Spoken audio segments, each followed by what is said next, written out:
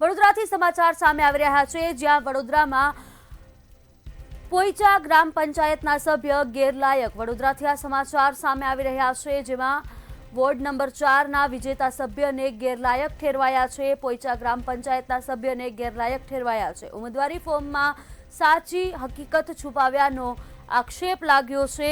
2 કરતાં વધુ બાળકો હોવાનો પુરાવો રજૂ કરાયા હતા. ટીડીઓ સમક્ષ ફરિયાદોનો કેસ ચાલતા નિર્ણય લેવાયો છે અને તેમને ગેરલાયક ઠેરવવામાં આવ્યા છે. 2025ના રોજ સાવલી તાલુકાના ગામોની સામાન્ય ચૂંટણી સ્થાનિક સ્વરાજ્યની થઈ હતી. તેમાં પોઈચા ગ્રામ પંચાયતની સરપંચની ચૂંટણી પણ હતી. એમાં સરપંચના ઉમેદવાર અને વોર્ડ નંબર 4ના ઉમેદવાર શ્રી કાનજીભાઈ દેવાભાઈ ભરવાડ બંને ઉમેદવારોએ ખોટા ડોક્યુમેન્ટ રજૂ કરી, ખોટું એકરારનામું રજૂ કરી અને ઉમેદવારી નોંધાવી હતી અને બંને વિજેતા થયા હતા. તે બાબતે મેં તાલુકા પંચાયત ટીડીઓ તાલુકા વિકાસ અધિકારી સાહેબને અરજી કરી હતી બંનેના ગેરલાયક ઠેરવવા માટે. મારા વકીલ શ્રી જમીનભાઈ શેઠ દ્વારા એમના મારફતે અરજી કરાઈ હતી અને ડોક્યુમેન્ટ વગેરે રજૂ કરતા આજ રોજ તારીખ 3/12/2025ના રોજ સાવલી તાલુકા પંચાયતના તાલુકા વિકાસ અધિકારી શ્રી પ્રજાપતિ સાહેબે રસ દાખવી અને વોર્ડ નંબર 4ના ઉમેદવારને ગેરલાયક ઠેરવી અને તેમનું ગુજરાત પ્રદેશ કોંગ્રેસ સમિતિ દ્વારા જન આક્રોશ યાત્રા પરિવર્તનનો શંખનાદ બહુચર માતાના આશીર્વાદ વચ્ચે બેચરાજી ખાતે પ્રચંડ જનમેદનીની સાક્ષીમાં સફળતાપૂર્વક પૂર્ણ થઈ છે. આ યાત્રાના દરેક પડાવ પર જનતાનું સ્વયંભૂ જોડાણ અને ઉગ્ર આક્રોશે સ્પષ્ટ કરી દીધું છે કે ગુજરાતમાં 30 વર્ષના ગેરવહીવટ, અહંકાર અને તાનાશાહીની સામે હવે પરિવર્તન અનિવાર્ય બની ગયું છે. ગુજરાત પ્રદેશ પ્રમુખ અમિત ચાવડાએ જન આક્રોશ યાત્રામાં સહકાર આપનારનો આભાર માન્યો હતો. ત્યારે આપ સૌને વિનંતી કરું કે આ જન આક્રોશ યાત્રામાં તમે જે સમર્થન આપ્યું છે, આવનારા દિવસમાં એક જન આંદોલનનું સ્વરૂપ લે અને આ જન આક્રોશ યાત્રા દ્વારા જે લોકોનો આવકાર અને આક્રોશ જોવા મળ્યો છે, આ યાત્રા પૂરી થતા એ 2027માં પરિવર્તનનો શંખનાદ આ જન આક્રોશ યાત્રા પુરવાર થશે. એ વાત સાથે તમામ બળદેવજીભાઈથી લઈ અને તાલુકા જિલ્લા કોંગ્રેસની ટીમને આભાર માનું છું, અભિનંદન આપું છું. ગુજરાત પ્રદેશ કોંગ્રેસ સમિતિ દ્વારા જન આક્રોશ યાત્રા પરિવર્તનનો શંખનાદ બહુચર માતાના આશીર્વાદ વચ્ચે બેચરાજી ખાતે પ્રચંડ જનમેદનીની સાક્ષીમાં સફળતાપૂર્વક પૂર્ણ થઈ છે. આ યાત્રાના દરેક પડાવ પર જનતાનું સ્વયંભૂ જોડાણ અને ઉગ્ર આક્રોશે સ્પષ્ટપણે સાબિત કરી દીધું કે ગુજરાતમાં 30 વર્ષના ગેરવહીવટ, અહંકાર અને તાનાશાહીની સામે હવે પરિવર્તન અનિવાર્ય બની ગયું છે. ગુજરાત કોંગ્રેસની યાત્રા ઉત્તર ગુજરાતના 7 જિલ્લાઓમાં 40 જાહેર સભાઓ કરી હતી. જન આક્રોશ યાત્રાના પ્રથમ ચરણના સમાપન કાર્યક્રમમાં સભાનું સંચાલન શ્રી હિમાંશુભાઈ પટેલે કર્યું હતું.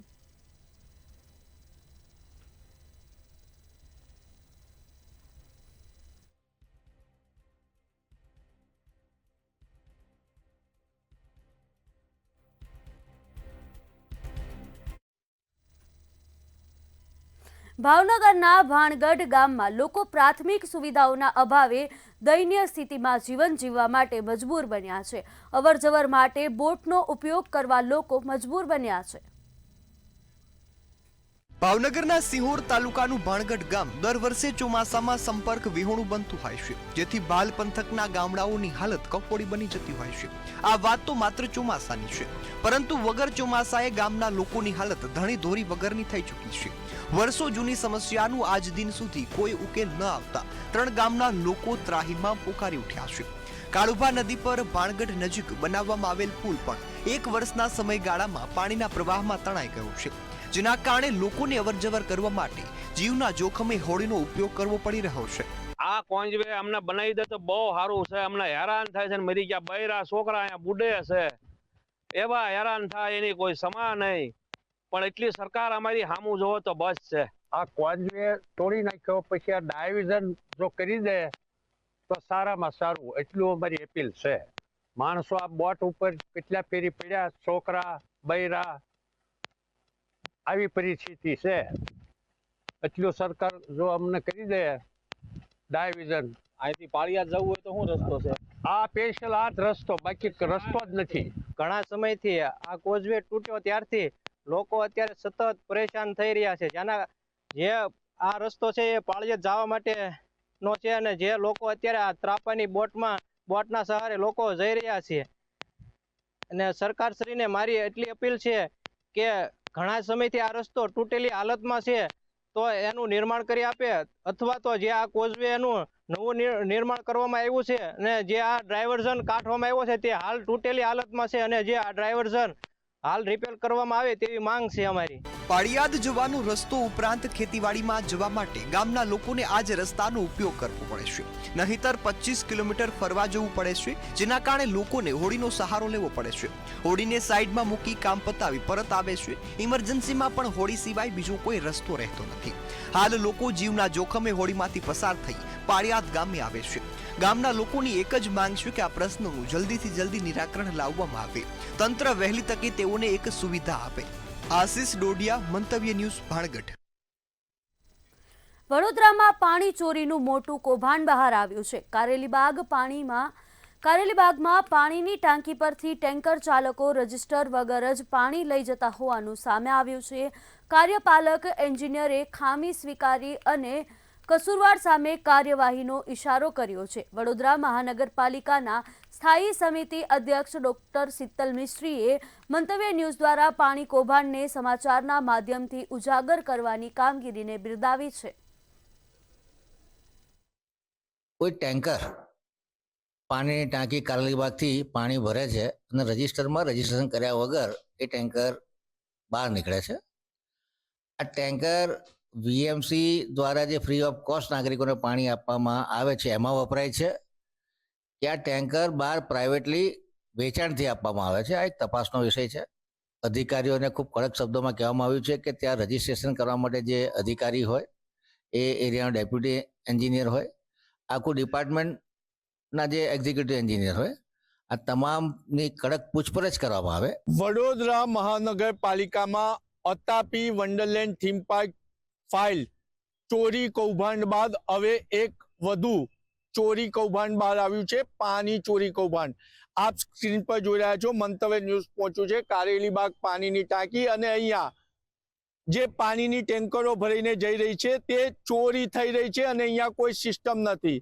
જ્યારે મંતવ્ય ન્યૂઝ કારેલીબાગ પાણીની ટાંકી પહોંચ્યું ત્યારે અહીંયાથી ટેન્કર ચાલક GJ6RB 7968 પાણી ભરતું હતું અને મંતવ્ય ન્યૂઝનો કેમેરો જોઈ અને પાણી ભરીને આ ટેન્કર ચાલક ભાગી ગયો છે.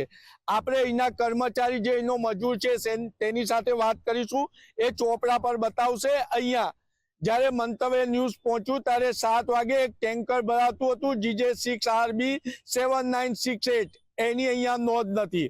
અને જે આ મજૂર કહી રહ્યો છે અહીંયા દિવસમાં 15 ટેન્કર પાણી ભરાય છે, પરંતુ દિવસની માત્ર 2 ટેન્કરની જ નોંધ છે. અને એમાં પણ સૌથી મોટું કૌભાંડ, જે ટેન્કર 9 વાગે ભરાયું હોય તો ત્યારબાદ 8:47 કેવી રીતના ભરાયું?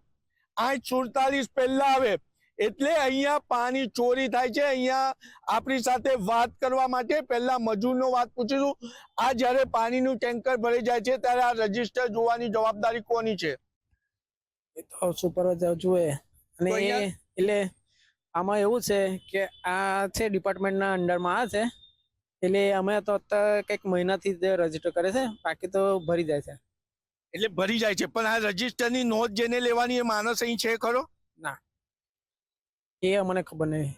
તમે અહીંયા રહો છો પણ એ છે ખરા? બહારથી ટેન્કર ભરાઈને નીકળી ગયું ને?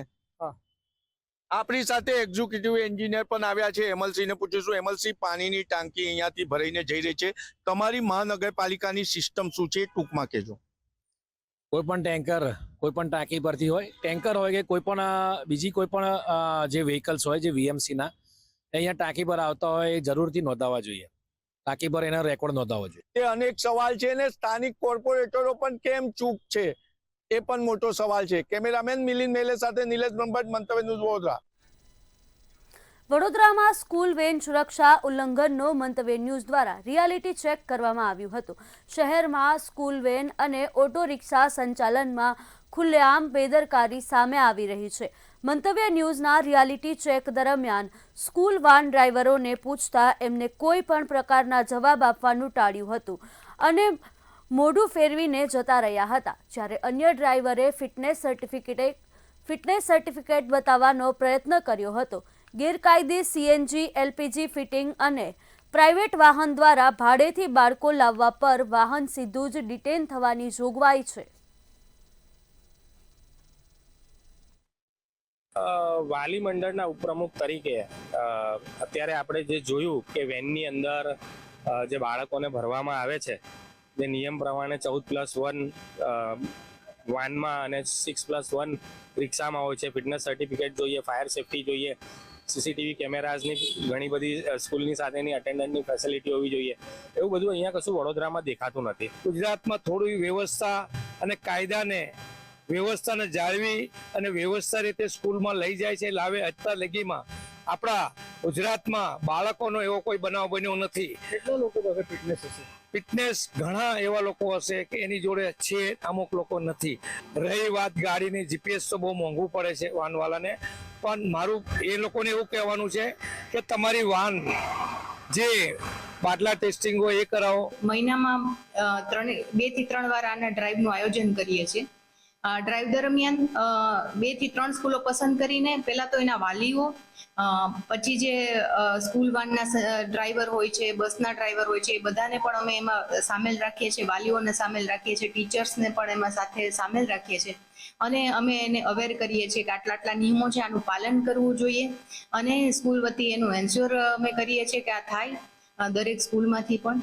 અને અમે એની ડ્રાઈવ દરમિયાન એન્ફોર્સમેન્ટની પણ કામગીરી કરીએ છીએ. ના, મને નહીં ખાવા આપણે બીજા બધા હશે એમને કહેજો છે. ગાડીઓ ફિટનેસ સર્ટિફિકેટ, લાયસન્સ તમારા બાજુ છે, અંદર fire extinguisher, first aid kit,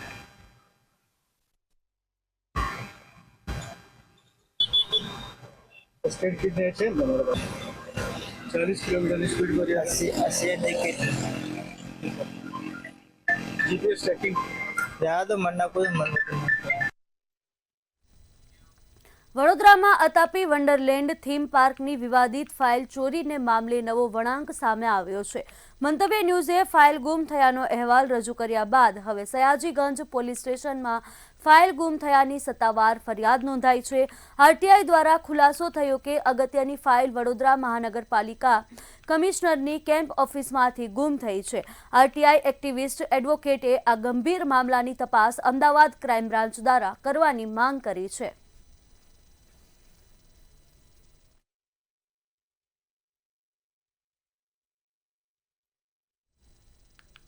રાજકોટના ક્રિસ્ટલ મોલ ખાતે ગુજરાતી ફિલ્મ લાલોના પ્રમોશન દરમિયાન અફરાતફરી મચી ગઈ હતી. આ દરમિયાન દોડધામ વચ્ચે કેટલાક બાળકો દબાયા હોવાની ઘટના પણ સામે આવી હતી.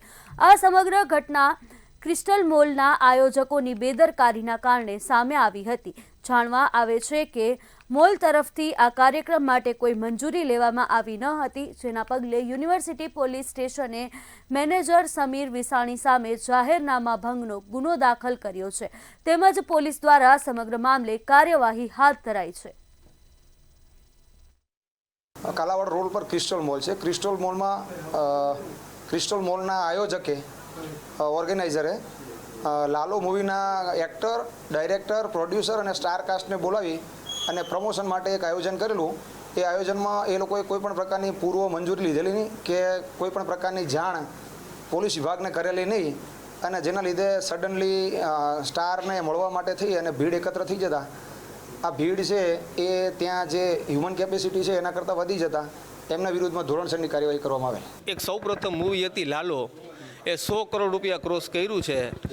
તો એના અનુસંધાને ધ સેન્સ ઓફ ગ્રેટિટ્યૂડ જેને કહેવાય કે થેન્ક યુ વેરી મચ, એના માટે આવ્યા હતા.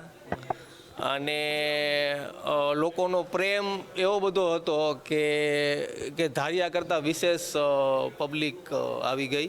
તો આ અનુસંધાને મને પણ સોશિયલ મીડિયાના માધ્યમથી જાણવા મળ્યું હતું કે આવી રીતના હતું અને એ બદલ જે છે કે માનનીય સાહેબની સૂચના અનુસાર જે મારા વિરુદ્ધ જે કાયદેસરના પગલાં લીધા છે. સુરેન્દ્રનગર લોકલ ક્રાઇમ બ્રાન્ચે પાટડીના જરવલા ગામેથી એક આરોપીને ગેરકાયદે બંદૂક સાથે ઝડપી પાડ્યો છે. પોલીસને બાતમી મળી હતી કે આરોપી નિકુલ પાટડિયા પાસે ગેરકાયદે બંદૂક છે અને કોઈ ગુનો આચરવાની ફિરકમાં છે, જેથી પોલીસે જરવલા ગામે આરોપીને ગેરકાયદે બંદૂક સાથે ઝડપી પાડી પૂછપરછ હાથ ધરી છે.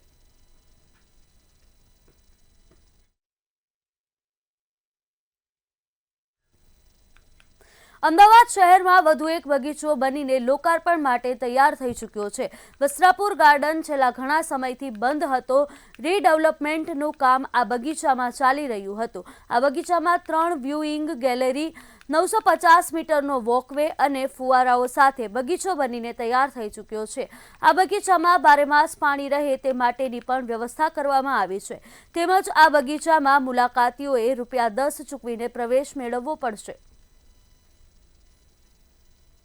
વસ્ત્રાપુર લેક એ પશ્ચિમનું નજરાણું છે, મિની કાંકરિયા તરીકે ઓળખાય છે અને આ સરોવરનું નામ નરસિંહ મહેતા સરોવર આપવામાં આવ્યું છે. 2003માં તેનું ઓપનિંગ થયું હતું.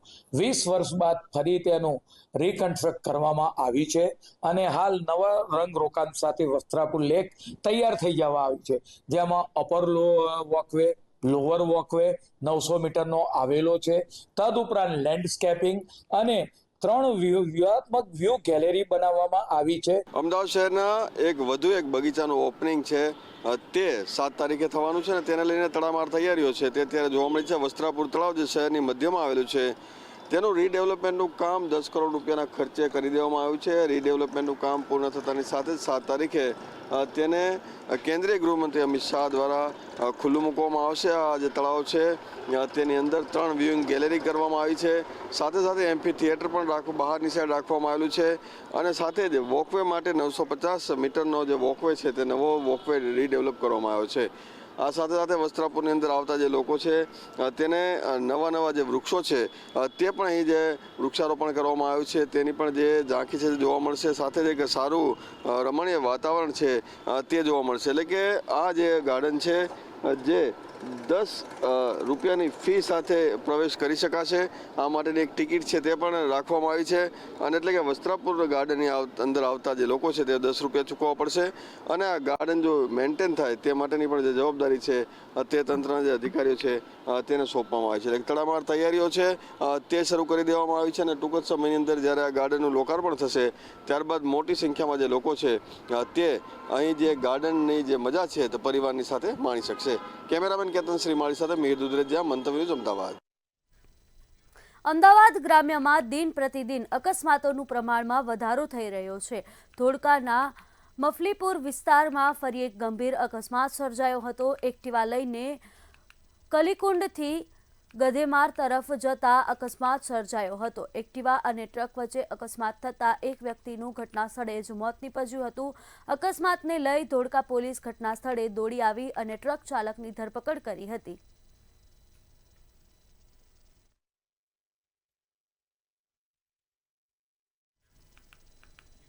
ગુજરાત યુનિવર્સિટીમાં પદવી મેળવનાર વિદ્યાર્થીઓની સંખ્યામાં ઘટાડો થઈ રહ્યો છે.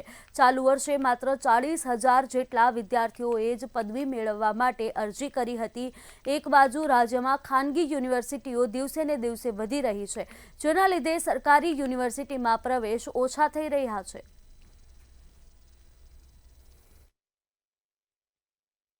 Private university world class facilities બહુ વધારે આપી રહી છે, જે જોવામાં આવે છે ગુજરાત યુનિવર્સિટી કોઈ બી સરકારી યુનિવર્સિટી આપી નથી થઈ. આમ આંકડામાં તમે જુઓ તો 2 વર્ષ પહેલાં 46,000 અને આ વર્ષે 40,000, ખાસો ઘટાડો આવ્યો છે યુનિવર્સિટીની અંદર. એડમિશન અને કન્વોકેશન માટે બી સંખ્યા બહુ ઓછી થઈ રહી છે. પણ જે હાલનો સમય છે જ્યાં 16 રાઉન્ડ 17 રાઉન્ડ પડે છે, તો વિદ્યાર્થીઓ અમુક ટાઈમ પણ મૂંઝવણમાં પડી જાય છે કે આગળ રાઉન્ડ નહીં પડે તો પડશે તો મારો નંબર નહીં આવતો. તો એના કારણે લોકો પ્રાઇવેટ જે કોલેજો છે એમાં પોતાની સીટ પહેલાંથી બુક કરાવી લે છે કે ત્યાં તો શું છે કે પૈસા આપ્યા તમારું સીટ થઈ ગઈ. બટ ગવર્મેન્ટ કોલેજોમાં એવું જોવા મળે છે કે જે આપણે માર્ક્સનું જે સિસ્ટમ હોય છે કે મેરિટ બાર પડે ને એ રીતે, તો એના લીધે જે વધારે રાઉન્ડો પડે છે એના લીધે પણ એવું થઈ શકે કે લોકો પ્રાઇવેટ યુનિવર્સિટીમાં વધારે આકર્ષાય છે. વિન્ડો ઓપન છે ને એપ્લિકેશન્સ ચાલુ છે, એટલે એકવાર એ પૂરું થાય પછી જ અમે આંકડા એક્ઝેક્ટલી કહી શકાશે પછી. અને ઘટી રહી છે એવું નથી માનતી, કારણ કે આપણે જોવા જઈએ તો કોણ પાસ આઉટ છે, તો કોવિડ યરના જે એડમિશન્સ થયા હોય એ લોકો પાસ આઉટ છે. ગુજરાત વિધાનસભા અધ્યક્ષ શંકર ચૌધરીના જન્મદિવસ નિમિત્તે બ્લડ ડોનેશન કેમ્પનું આયોજન કરવામાં આવ્યું હતું. અમદાવાદ રખિયાલ મેટલ માર્કેટ એસોસિએશનના વેપારી મિત્રો દ્વારા બ્લડ ડોનેશન કેમ્પનું આયોજન કરવામાં આવ્યું હતું. 101 બોટલ બ્લડની એકત્રિત કરીને શંકર ચૌધરીના જન્મદિવસે ખૂબ સુંદર ઉજવણી કરી હતી. અધ્યક્ષ શંકર ચૌધરીને જન્મદિવસની ખૂબ ખૂબ શુભકામનાઓ અને ખૂબ પ્રજાલક્ષી કામ કરવાની શક્તિ આપે એવી પ્રાર્થના કરાઈ હતી.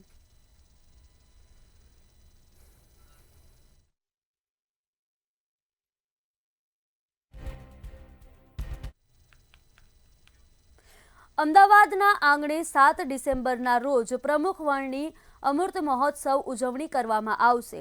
BAPS સંસ્થા દ્વારા પ્રમુખ વર્ણી અમૃત મહોત્સવનું ભવ્ય આયોજન કરવામાં આવ્યું છે. અમદાવાદમાં રિવરફ્રન્ટ ઇવેન્ટ્સ સેન્ટર ખાતે આ કાર્યક્રમ યોજાશે. BAPS સંસ્થાના આધ્યાત્મિક વડા પૂજ્ય મહંત સ્વામી મહારાજ તેમજ ગૃહમંત્રી અમિત શાહ અને ગુજરાતના મુખ્યમંત્રી ભૂપેન્દ્ર પટેલ સહિત અનેક મહાનુભાવોની ઉપસ્થિતિ રહેશે. પ્રમુખ વર્ણી મહોત્સવમાં મુખ્ય આકર્ષણનું કેન્દ્ર 75 નાકા સાબરમતીમાં તરતી મુકાશે, જેમાં પ્રમુખ સ્વામી મહારાજની સ્મૃતિઓ તરતી મૂકવામાં આવશે. એની સ્મૃતિ રૂપે પરમ પૂજ્ય પ્રમુખ સ્વામી મહારાજના દિવ્ય જીવન, એમના કાર્યો, એમના પ્રદાનો, એમના સદ્ગુણો એ બધાની સ્મૃતિ કરવા માટે આ પ્રમુખ વર્ણી અમૃત મહોત્સવ ઉજવવામાં આવશે.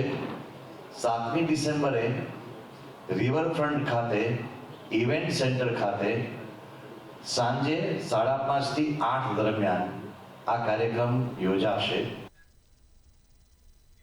સુરેન્દ્રનગરના વાટ વચસ ગામે ખનીજ ચોરી પર ખાણ ખનીજ વિભાગે દરોડા પાડ્યા હતા. ત્યારે આ દરોડા દરમિયાન વાટ વચ ગામની સીમ વિસ્તારમાંથી બ્લેક ટ્રેપ ખનીજનું ગેરકાયદેસર ખાણકામ ઝડપી પાડવામાં આવ્યું હતું. સ્થળ પરથી જ 4 એક્સવેટર મશીન, 14 ટ્રક સહિત 5 કરોડનો મુદ્દામાલ જપ્ત કર્યો હતો અને આગળની કાયદેસરની કાર્યવાહી હાથ ધરાઈ હતી.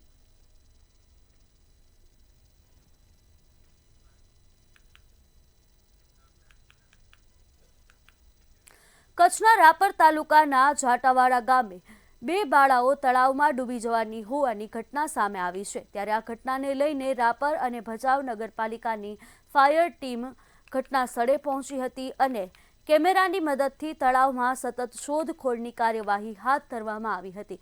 ભારે જહેમત બાદ બાળાઓના મૃતદેહ મળી આવ્યા હતા.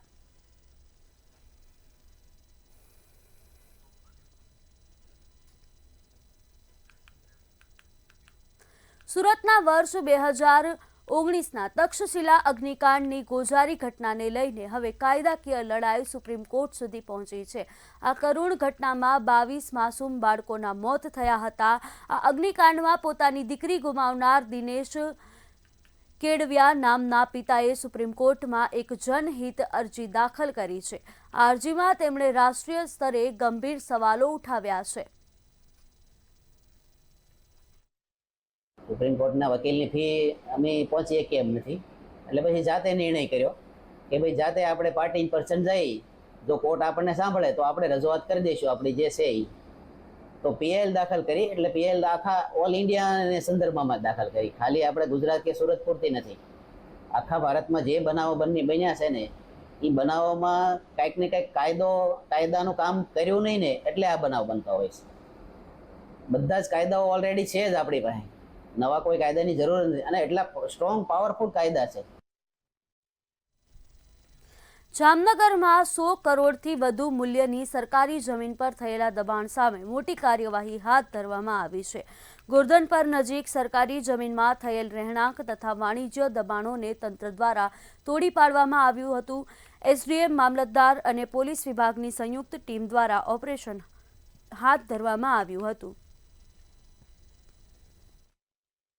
ગ્રામ્ય વિસ્તારના ગોરધનપર ગામે સરકારી જમીન ઉપર એક દબાણ હટાવ ઝુંબેશનો એક કાર્યવાહી કરવામાં આવી, જેમાં અંદાજે 16 એકર જમીન ઉપરથી કે જેની બજાર કિંમત અંદાજે 100 કરોડ રૂપિયાથી ઉપર થાય છે, જેની ચંદ્રિક કિંમત અંદાજે 5 કરોડ ઉપર થાય છે, એમાં દબાણ હટાવવાની એક ઝુંબેશ કરવામાં આવી અને દબાણ હટાવવાની કામગીરી પ્રાંત અધિકારી મામલતદારશ્રી દ્વારા તમામ સરકારી મશીનરીનો સામનો સાથે લઈ અને હટાવવામાં આવેલું છે અને કામગીરી પૂર્ણ કરી અને કબજો સરકાર પક્ષે સંભાળી લેવામાં આવેલ છે. મોરબીના ચાચાપર ગામની હદમાં કુંજ પક્ષીના ટપોટપ મોત થઈ રહ્યા છે. ગામની હદમાં 15 થી 17 કુંજ પક્ષીના મૃતદેહ મળી આવ્યા છે. ઘટના અંગે ગ્રામજનોએ ફોરેસ્ટ વિભાગને જાણ કરી હતી. ફોરેસ્ટ વિભાગે વેટરનિટી ડોક્ટરને ટીમ સાથે દોડી આવી સેમ્પલ લીધા હતા. રિપોર્ટ આવતા પછી મૃતક પક્ષીઓનું સાચું કારણ સામે આવશે.